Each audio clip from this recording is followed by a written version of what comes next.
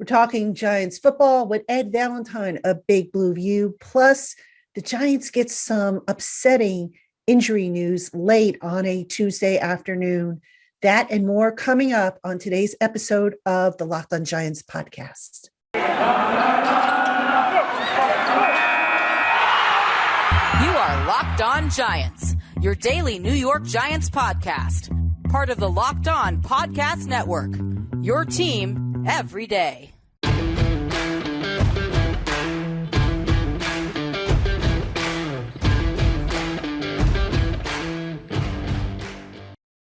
Hello, New York Giant fans, and welcome to another edition of the Locked On Giants podcast, part of the Locked On Podcast family, your team every day. My name is Patricia Traina, and thank you so much for making today's show your first listen of the day, or if you're watching us on YouTube, your first watch of the day. Really appreciate you. And coming up on today's show, Ed Valentine joins me. We talk about a variety of things, including Dave Gettleman. We talk about the roster, Freddie Kitchens calling the plays, just a whole variety of Giants topics. We just opened it up, had a little fun on the discussion as well. You'll probably want to stick around and catch the end of the show where there was some good-natured ribbing and whatnot. But before we get to the interview with Ed Valentine, the Giants with some breaking news. Actually, the team didn't confirm this officially, but some breaking news that came out late Tuesday. And that is quarterback Daniel Jones suffered a neck strain on the second play of the game last week against the Philadelphia Eagles. It was a game in which Jones picked up 5 yards on a zone read run. He took a pretty good shot from Rodney McLeod, the Eagles defensive back, suffered a strained neck. And initially it looked like, Jones was questionable for Sunday. Now comes word from the NFL Network reporting that Jones is week to week, and he will not be part of the game this Sunday when the Giants go to face the Miami Dolphins down in Miami. So here we are, folks. Again, Daniel Jones, listen, his mobility is a great asset. There's no question about it. And, I'll be the first to admit, I have never been a fan of mobile quarterbacks for this very reason. But that said, if a mobile quarterback is smart and is able to slide and avoid taking the big hits to prove how tough he is, there's nothing wrong with having a mobile quarterback. Daniel Jones, I'm not sure why it's taking so long for him to get it through his head that he's not indestructible, but he took some shots on Sunday. And, every week I say it, I watch the games unfold and I see some of the hits he takes. And I always say it to whoever's listening, sitting by me or listening to me. I always say that he's going to get significantly hurt one day if he doesn't start limiting these shots that he's taking. And, it's really unfortunate because the kid's got the potential to be a good quarterback. He's got talent. He's got, I think once they fix that offensive line, he's going to be just fine. I think he can win a few games for them with some improved personnel, but he's got to be smarter out there. Stop taking the big hits. I don't know why he has this need to prove how tough he is, but if you want to prove how tough you are, make the tough throws, win the tough games, carry the team on your shoulders. Stop with this playing Braveheart type of routine here, because all you're doing at the end of the day is you're exposing yourself to potential big hits. And if you do get a big hit, you're potentially costing yourself playing time and letting your teammates down in the long run. So I really, really wish Daniel Jones would just, be a little more judicious out there with when he goes and tries to push for that extra yard versus, dialing it back. And, if he doesn't learn that, I fear that he's not going to have a long tenure here in New York. So, unfortunately, it doesn't look like he's going to play. Now, this is as of Tuesday night. We'll obviously get more information from head coach Joe Judge during the week, and I'll have that for you. But looks like it's going to be Mike Glennon to start on Sunday. And the Giants did sign Jake from the Buffalo Bills practice squad. So Fromm is on the 53-man roster. My guess is they'll bring up Brian Lewerke, from the practice squad because he's been in the system, knows it, and Lewerke will be the backup. He'll be a standard practice squad elevation, so he'll be the backup. And, Fromm will just be there, I guess, as the third guy, unless they can bring him up to speed. But again, a big, big blow for the Giants offense, which right now isn't at full strength anyway. We don't know if they're going to get Kadarius Toney back. We don't know just yet if Kyle Rudolph will be ready, Sterling Shepard will be ready. But now add Daniel Jones to the list of injured players on the offensive side of the ball, and we'll see how they fare against the Miami Dolphins on Sunday if they have to go into the game, indeed, without Daniel Jones. So, all right, Giant fans, coming up, Ed Valentine joins me for a very lively discussion about the state of the Giants. Stick around. And welcome back, Giant fans, to the Locked On Giants podcast. Patricia Traina here with you, and I am joined by a good friend, Ed Valentine of Big Blue View. And we are here to talk about the Giants, who, believe it or not, folks, still alive for the, Ed, should I dare say the word? Go ahead, Patty. Go ahead. I dare you. He dares me. They are still alive mathematically for a playoff berth. A long shot at best, but we're going to talk a little bit about that. But we've got some other things we need to talk about. And Ed, first off, let me welcome you and also thank you for joining me as always. I appreciate you jumping on with me. Thanks for having me as always, Patty. No problem. And it's nice to see your face, by the way. So, well, we'll we got to try once in a while. Now everybody can see you have a voice more for radio than a face for it. But anyway, this is what I get. Come on, man. If I don't bust your chops, who will? I go know. back so far. Anyway, let's talk Giant football. So, Ed, last weekend, word came down that the Giants and Dave Gettleman are expected to part ways. You and I have been talking about this probably for several weeks now. Your thoughts about it, and if it does happen, is Gettleman leaving enough, or does there need to be more change, do you think?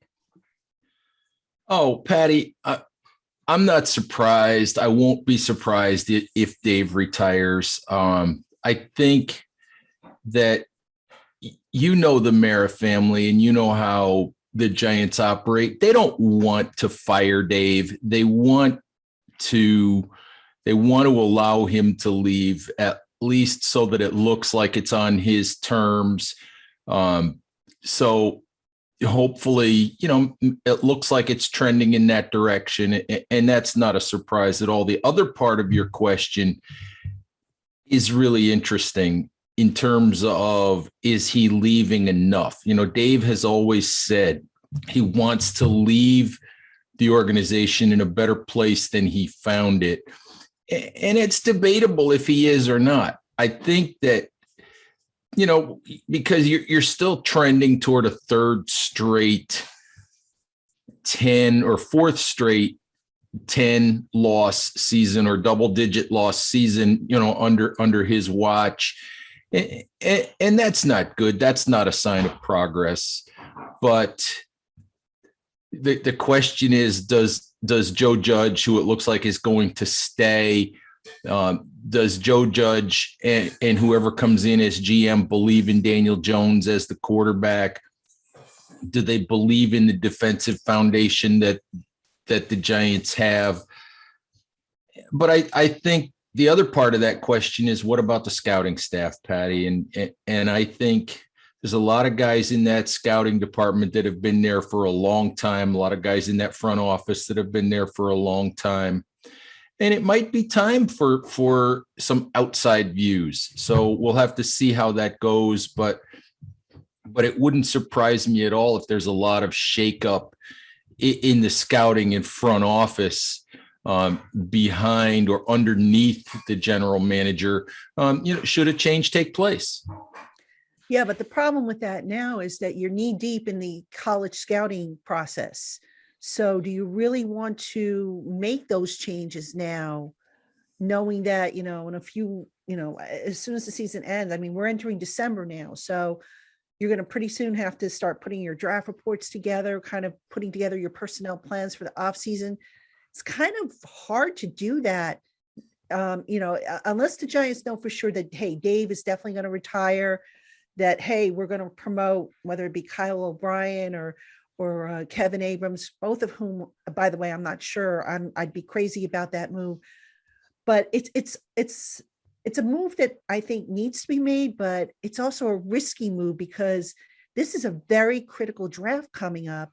And I don't know about you, but I don't know if it's, you have to make some changes. Don't get me wrong, but I don't know that I would be making major wholesale shake the floor type changes with such a critical draft coming up. I mean, unless I'm missing something. No, I think the way that a lot of that happens, Patty, when we see these changes at general manager positions, a lot of times what happens is the staff underneath the GM may not change initially, but I think you'll see a lot of that changeover start to happen post draft, because you're right. We're so far into the draft process. I mean, you and I may be just beginning our draft study, and I will freely admit, when it comes to the draft, I put a lot of that off until the off season. I focus on what's going on with the team.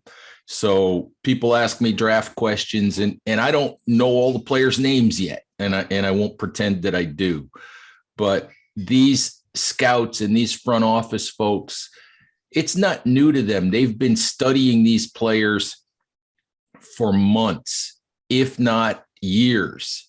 So, and they've been compiling reports, for a long time on these guys. They're knee deep, if not shoulder deep, in this stuff already. So you can't completely change the scouting staff in the month of January because it's too close to the draft. You can't just start that process over. But I think over time, if there's a new GM, I think you'll see a lot of new faces in that front office and scouting staff. Yeah, no question. Now, before we move off the GM question, I know you at Big Blue View, you put up a list of preliminary names that may or may not be considered for the vacancy if it should become available. Do you think the Giants would just be better off going completely outside of the organization at this point? I mean, I know I do, and no disrespect to the people that are there, but they're all working under the same system, I think. And it would just be kind of like, okay, you're keeping the same system, but maybe you're making a couple little tweaks here and there. I don't think that you would get the wholesale changes that the organization would need. What are your thoughts? I would agree with you, Patty. I mean, when you think about it, the Giants have by and large worked under the same system since 1979. They have by and large worked under the same framework with the same general philosophy since George Young became their general manager. The organization still refers to George Young, who was a tremendous general manager. They still refer to a lot of the ways that he did things, but it's a different time now. I mean, you had George Young, then you had Ernie, who came, from more or less from the George Young tree, and then you had Jerry Reese, who was trained by Ernie, and Dave Gettleman, who was mostly trained by Ernie. And you've had basically a decade of failure for the Giants at this point. One of the things you hear all of the time with the New York Giants, or with outside analysts when they're asked about the Giants, is that the outside view is that the Giants have a very difficult time evaluating their own personnel, that their front office is kind of stuck in ways that, in their Giants way of doing things, that they've had forever. And I fully agree with you, Patty, that it's time really for an outside view, for maybe an honest evaluation of the processes, of the scouting staff, of the entire front office, of the personnel on the roster. So I have said many times that I would like to see the Giants cast a really wide net in a search for a new general manager, if indeed Dave does decide to step down here in a few weeks. But of course, the drawback here, if you want to call it a drawback, is whoever would be the new person if Dave leaves, they have to work well with Joe Judge. And let's not kid ourselves. Joe Judge, even though, he'll be going into his third year as head coach. And by the way, I do think he stays, for those who are probably wondering. He's going to have a say in, I think, maybe not a huge say, but he's going to have a sizable say in who the successor would be to Dave Gettleman if Dave does indeed lead. And, now you're getting into a situation where, again, it's patchwork. And you and I talk about this all the time, how if you're going to sweep out the GM, which is as big of a move you can make, just start all over from, the head coach on down. But I don't sense the Giants are going to do that, because I think they don't want to rotate head coaches every 2 years like they've been doing the last couple of, the last few years. And it's really a tough situation, I would think, for any GM who might be coming in if Dave leaves. It is a tough situation, Patty, but you're right. You and I were both there at Joe Judge's introductory press conference. And one of the things that John Maris said in regards to Judge, who was at the time a 38-year-old first-time head coach who really came out of the blue. He wasn't yet on anyone's radar. He wasn't getting, interviews for every open job. The only interview he got was with the Giants, and he landed the job. One of the things that John Maris said was, we have to be more patient with this head coach than we've been with the last two. Ben McAdoo didn't last 2 years. Pat Shurmur lasted 2 years. The Giants desperately want to get off this change the coach every 2 years merry-go-round. And so they desperately want Joe Judge to succeed. I'm fully with you, Patty. I think that, I have my issues with Joe at times, but I still think Joe can be a really good NFL head coach.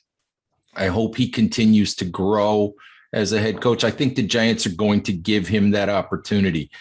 The issue that you have is we keep seeing and hearing, well, you want to bring somebody in who has ties to Judge or ties to Judge's thinking, in the fact that maybe they're trained in the way that the Patriots did things. The one thing you don't want is a rubber stamp for Joe. You want somebody who's going to come in and be able to say no to Joe once in a while, or be able to look at things differently on occasion. It can't simply be, a rubber stamp for a third-year head coach who hasn't won enough or proven enough that he deserves that kind of power yet. Hey, Giant fans, it's the most wonderful time of the year as college football gears up for the playoffs. The NFL playoff race starts to take shape, and the NBA and NHL continue to heat up.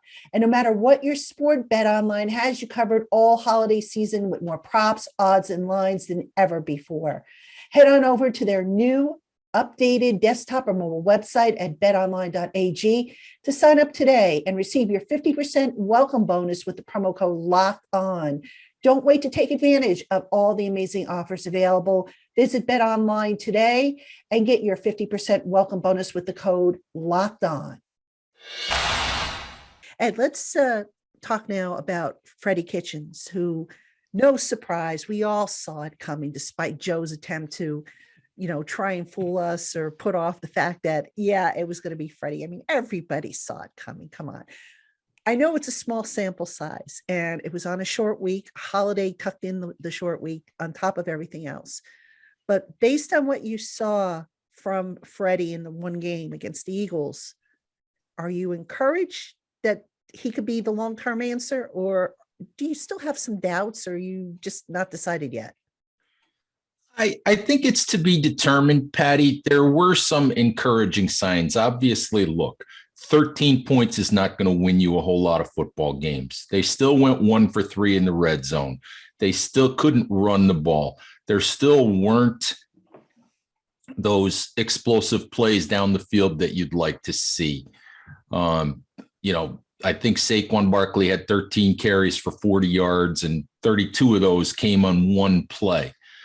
But, let's be realistic. You're not going to reinvent the wheel, this late into a season. And you're also not going to be able to change a whole lot when you get placed into the position Kitchens was placed in on a short week after a Monday night game with a holiday thrown into the middle of it. So you couldn't expect, overnight for the Giants to morph into some sort of offensive juggernaut. What you want to see, honestly, is a little bit better use of personnel. What you want to see are guys like Kenny Golladay not get forgotten about in the offense. Kadarius Toney not get forgotten about when he's healthy. You want to see your guys that should be your key playmakers targeted at key times. And we at least saw that on Sunday. We saw 3 targets for Golladay in the red zone, none of which ended up being completed. We saw a couple of big catches from Golladay in a drive at the end of the game where they got a field goal. So I was at least encouraged by the fact that the ball was going to Golladay, that Saquon Barkley got, I think, 17 touches. So I was encouraged by some of that. How it all plays out, in the long run, we'll have to see. But I did think the emphasis was at least correct. Yeah, I agree. Now, here's the other problem with Freddie Kitchens in determining if he is indeed the long-term answer, which I suspect he will be named the permanent offensive coordinator, by the way. But right now, it's kind of really hard to tell what they have because the offensive line is still a mess. All right, which is, that's a huge problem. And then you have basically a different lineup of skill position players every week because of injury. That's quite a challenge for any offensive coordinator because, I believe, to be fair with Jason Garrett, did we really see the offense as he intended it to be? I don't think that we did. I would agree with you about Garrett, Patty, and I would also agree with you when it comes to Freddie Kitchens. That also extends in some ways to Daniel Jones, of course, because we're just not seeing, we've never seen this season, we have never seen the offense that the Giants thought they would be presenting.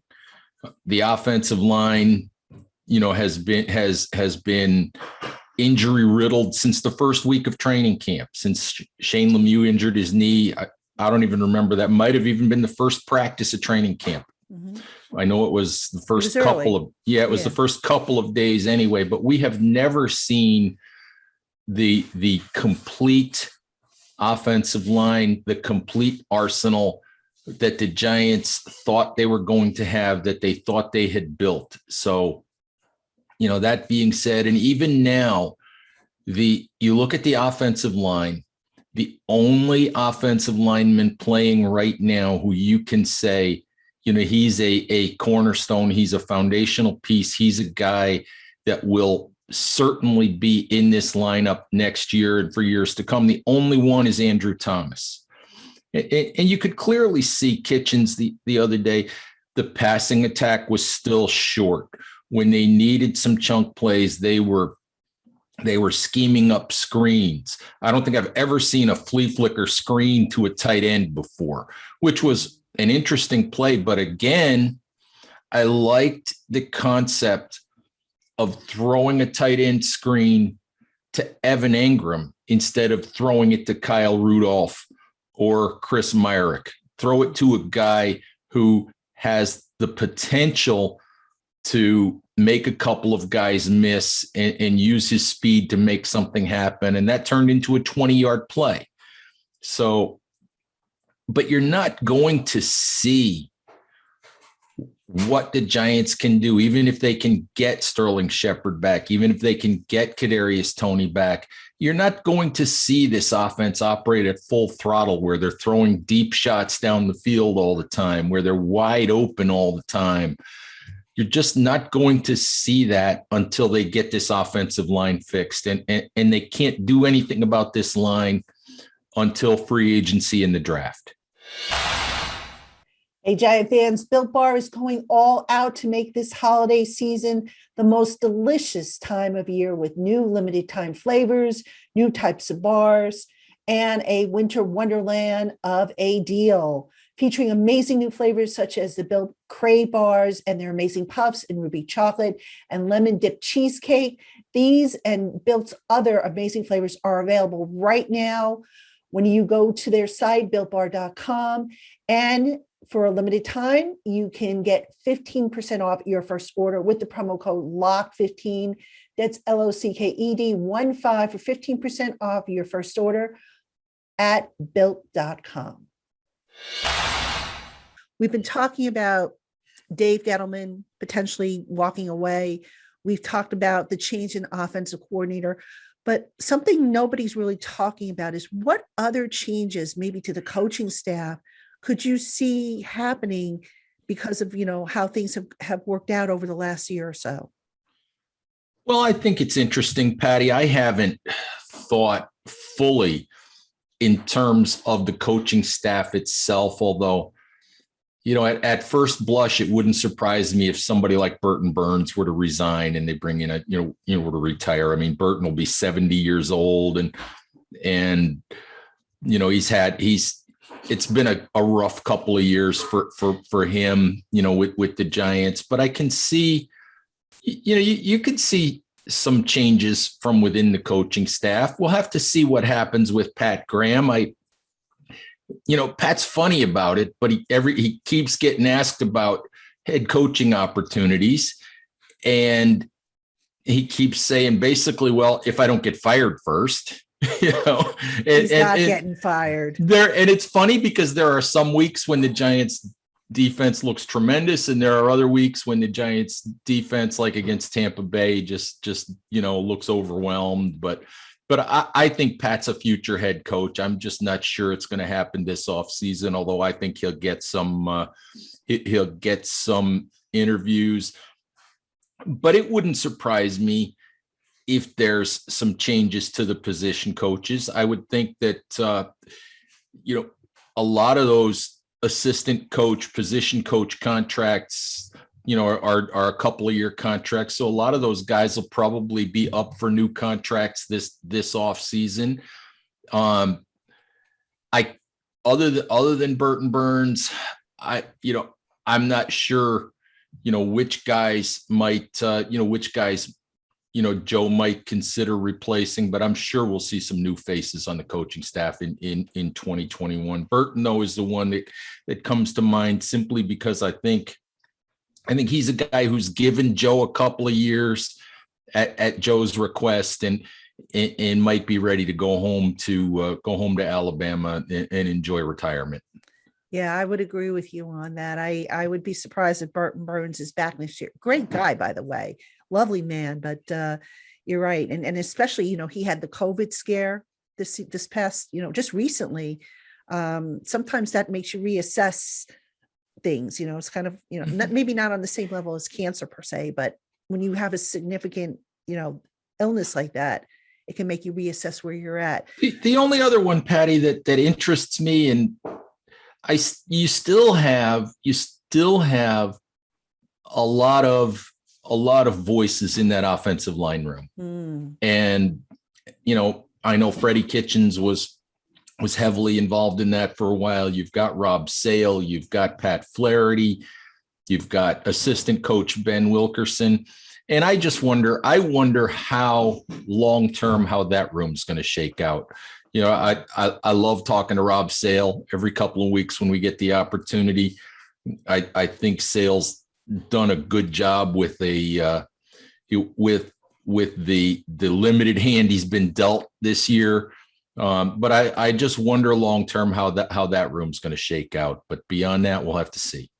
Yeah, especially with that line needing to be rebuilt again. And, they got to get talent into the pipeline. That to me was Dave Gettleman's biggest shortcoming, one of his biggest shortcomings this past year. That and, the strategy they took to basically build a team that would be a playoff contender, which we saw didn't work really in 2014. It kind of worked in 2016, but it wasn't sustainable.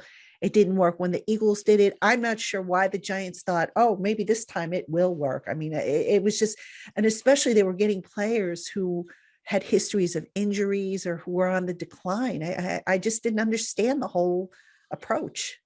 I haven't understood, Patty, when you think of Dave Gettleman's time in the NFL, and when you think of so many of the things that Dave has said to us over the years, about the offensive line and about building inside out and the way that you build a football team.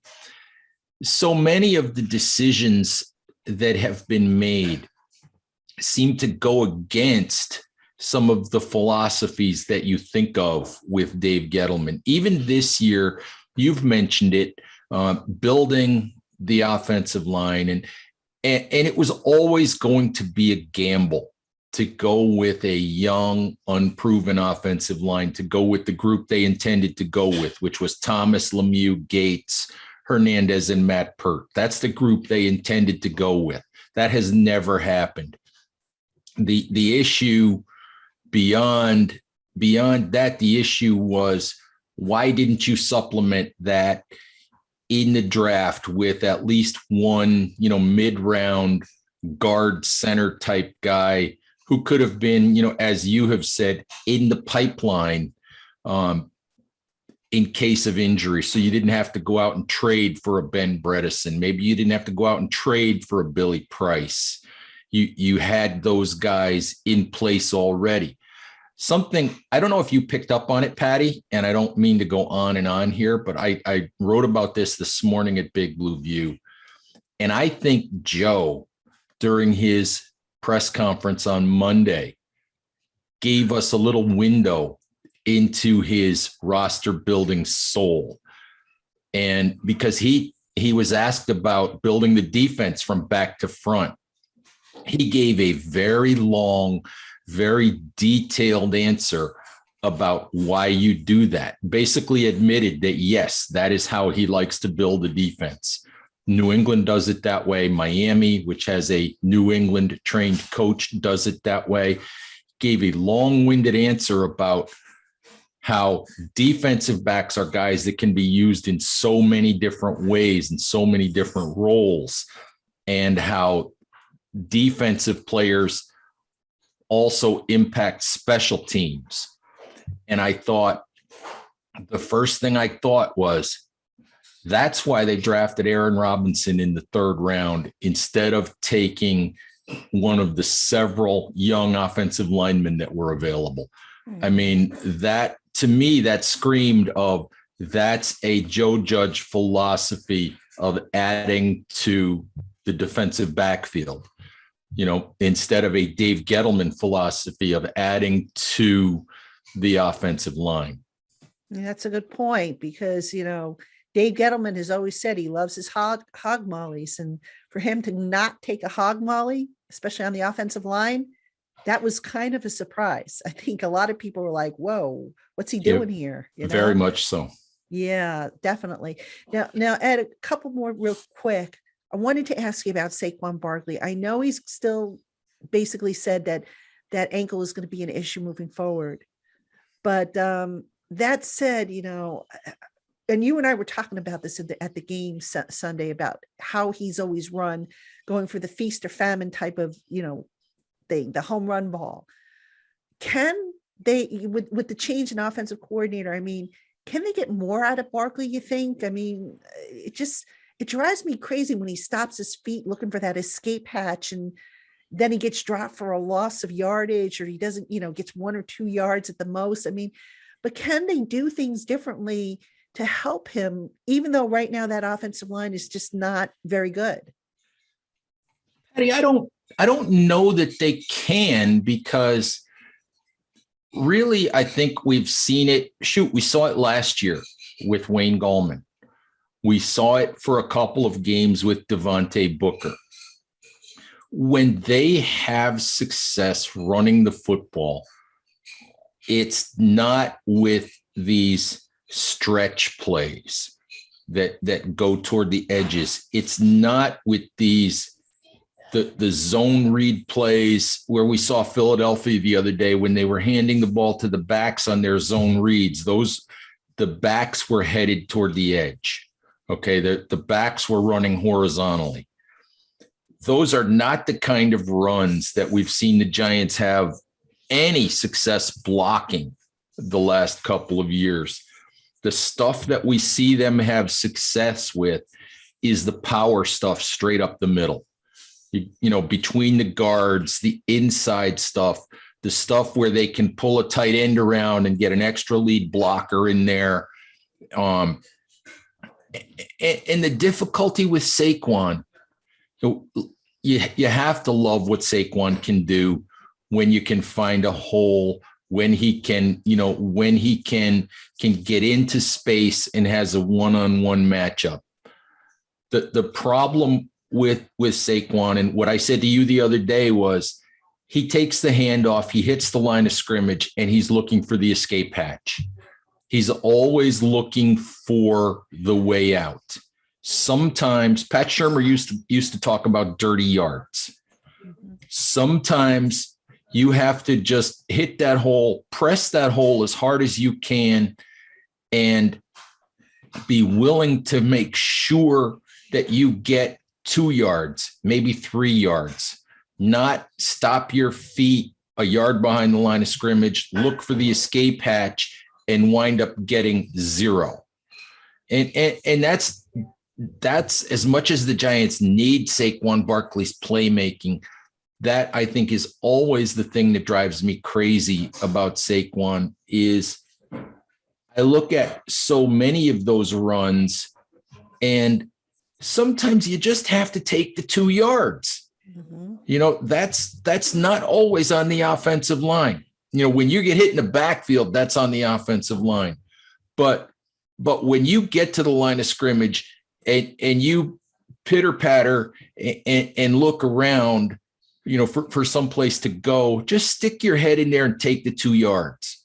Yeah, I agree with you. It drives me crazy too, and that's why I always used to say I loved how Wayne Gallman ran the ball, because he would just lower his shoulder and he'd press that hole, and whatever he got. And look, 2-3 yards is better than nothing. And I just feel like the Giants don't get that with Saquon all the time. It keeps the offense on schedule. And now you get the big run from Saquon, and we all love the big run, and we all love, there are times when he makes a play, at least in the past, when he's made a play that a Gallman can't make, that a Devontae Booker can't make. And maybe the way that you get those for him with the current state of the Giants offensive line, maybe the way you get those for him is by throwing him the ball. Yeah. Get him in the screen game, get him out wide. I saw Freddie Kitchens use him that way of a few times on Sunday, and I love that. But I'm just not sure that the Giants can do that in the run game. Patty, before we get off Saquon, I kind of have a question for you. When I think about that 32-yard run the other day, when you go back and look at that run, are you surprised that run didn't go for more than that? Yes. I just didn't think Saquon had that gear to really get away from, to really make that into a 50 or 60-yard run, which he might have a couple years ago. Yeah, well, again, the ankle is still apparently an issue, which is why right now, if you ask me, would I sign him to a big contract? I would say, no way. No, I would agree. No. All right. Final question for you, Ed. Daniel Jones. We talk about what do the Giants have with Daniel Jones? We know next year's quarterback class is probably not, a surefire, superstar type of class, like a 2004 class, or even, from a few years ago. What do the Giants do with him? How are they going to figure out what they have in him when, you've got the injury situation, you've got a new play caller now, you've got an offensive line that has to be fixed. I mean, this has really been, I think, a struggle with Daniel Jones, who at times looks great. And at times he's just a game manager. And you sit there and you wonder, is he ever going to be anything more? So how do you make that decision, and make sure that especially if you're going to have a top 10 draft pick next year? Patty, let me start with this. I'm not sure there is a decision. Okay. You explained it really, really well. Can you guarantee me that Kenny Pickett or Matt Corral or Sam Howell, can you guarantee me that any of those guys who might be first round picks are A, worthy of being a top 10 pick, and B, guaranteed to be anything more than game manager quarterbacks or career backups? I certainly can't look at any of those guys and feel real good about any of them being a franchise changing quarterback. The flip side of that is, as you've said many times, there's no cap space. Unless you want to gut the entire roster of pretty much everyone that makes any money, you don't have the cap space to go out and get Russell Wilson. You don't have the cap space to go out and get Deshaun Watson if you want him. Name anybody that you want. You don't have the cap space. You've got the 2 first-round picks, but you don't have the cap space to pay that guy. So I don't think there's a decision when it comes to Daniel Jones. I think he's the guy next year. Is he the guy beyond that? Who knows? But I think he's the guy next year. As for the other part of the question, it's interesting. I had Mark Schofield on my show the other day, and we were talking about Daniel, and we were talking about the idea that we've never seen Daniel Jones with a fully functional offense, with a really good offensive line, with all of his playmakers at his disposal. But we've seen something like, how many was it? It's like 35, 36 games of Daniel Jones as an NFL starting quarterback now. And when you think about the body of work, we may already know what Daniel Jones is. Daniel Jones has never really lifted the Giants beyond what you think their talent might be, which a guy like a Patrick Mahomes can do, which a guy like an Aaron Rodgers can do, which a guy like Brady has done for 2 decades. The top guys, the absolute top guys, do that. The flip side of that is the Giants scored 13 points on Sunday, but I didn't think Daniel Jones played badly. He protected the football. He made the throws that were there. I think the answer with Daniel Jones might be that maybe we already know what he is. He's a middle of the road NFL quarterback, a guy that you can win with, but maybe not a guy who's going to pick you up and carry you and take you places that maybe you don't think you have the capability of going. Give him a functional group around him, and I think it looks okay. You give him a bad group around him, and I'm not sure he can lift that other than once in a while with his legs. Yeah, I agree. I mean, some quarterbacks, they have to have as much as possible perfect. And then you've got some guys who don't need everything to be perfect, who can carry the team, load them on the shoulders and carry them across the threshold, so to speak. And I'm not so sure if Daniel's that guy just yet, but in fairness to him, how many different offensive systems has he had? How many different voices has he had in his ears since he got here? It's just so difficult, because you look at the situation the Giants are in with the 2 first-round draft picks. You think, okay, great. They've got enough ammunition. They wanted to move up to get a surefire hit. But like you said, there's no surefire, potential Hall of Famer in the class right now. It's too much of a gamble. And you don't have the cap space, like you said, to take on Russell Wilson's contract if you wanted him, unless you got creative with the cap. I mean, there's probably a way to do it, but it's just such a tough situation for the Giants, because you would like to think they're going to get better next year. But at the same time, time's running out. Daniel Jones's contract, his rookie contract, is running out. And pretty soon you're going to have to say, okay, do we pay a guy who's middle of the road, a game manager, like an Aaron Rodgers. No, you don't want to do that, but you might not have a choice. No, you might not, but we have, like I said, I think that for me anyway, if I'm making the choice, I don't think there is one when it comes to next season. Right. I don't think you're dipping into that quarterback pool. Now look, you can win with Andy Dalton as, the Cincinnati Bengals version of Andy Dalton. You can win with Kirk Cousins. You can win with that level of quarterback.